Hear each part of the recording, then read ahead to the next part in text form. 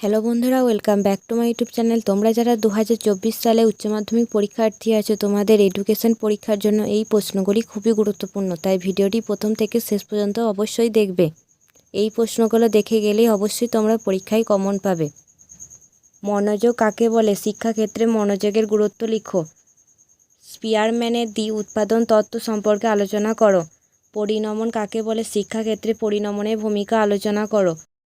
ক্ষমতা কাকে বলে? থার্স্টনের বহু উপাদান তত্ত্ব দলগত উপাদান তথ্যটি চিত্র সহ আলোচনা করো। বুদ্ধির সংজ্ঞা লিখো। সাধারণ মানসিক ক্ষমতা ও বিশেষ মানসিক ক্ষমতার পার্থক্য আলোচনা করো।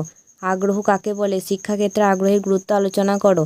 প্রাচীন অনুবর্তন কাকে বলে? শিক্ষাক্ষেত্রে প্রাচীন অনুবর্তনের গুরুত্ব লিখো। সক্রিয় অনুবর্তনের বৈশিষ্ট্য আলোচনা করো। শিক্ষাক্ষেত্রে সক্রিয় অনুবর্তনের ভূমিকা আলোচনা করো। কিনার বক্স কি? কিনার বক্সের পরীক্ষাটি চিত্র সহ আলোচনা করো। অন্তর্দৃষ্টিমূলক শিক্ষণ বলতে কী বোঝো? অন্তর্দৃষ্টিমূলক শিক্ষণের বৈশিষ্ট্য লেখো। মিন, মিডিয়ান ও মোড নির্ণয়। মুদালিয়র কমিশনের মতে মাধ্যমিক শিক্ষার লক্ষ্য উদ্দেশ্যগুলি কী কী? এই প্রসঙ্গে সত্য প্রবাহের ধারণা লেখো।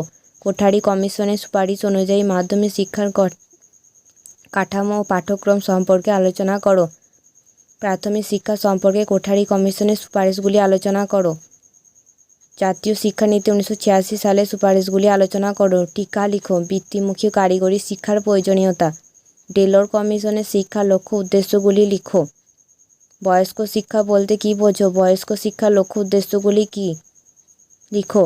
মূক ও বধিরদের জন্য শিক্ষা পদ্ধতি সম্পর্কে আলোচনা করো। দৃষ্টিহীন শিশুদের শিক্ষা পদ্ধতি সম্পর্কে আলোচনা করো। দৃষ্টিহীন শিশুদের শিক্ষার উদ্দেশ্যগুলি লিখো। সর্বশিক্ষা অভিযান কি এর লক্ষ্য ও কর্মসূচি সম্পর্কে লেখো।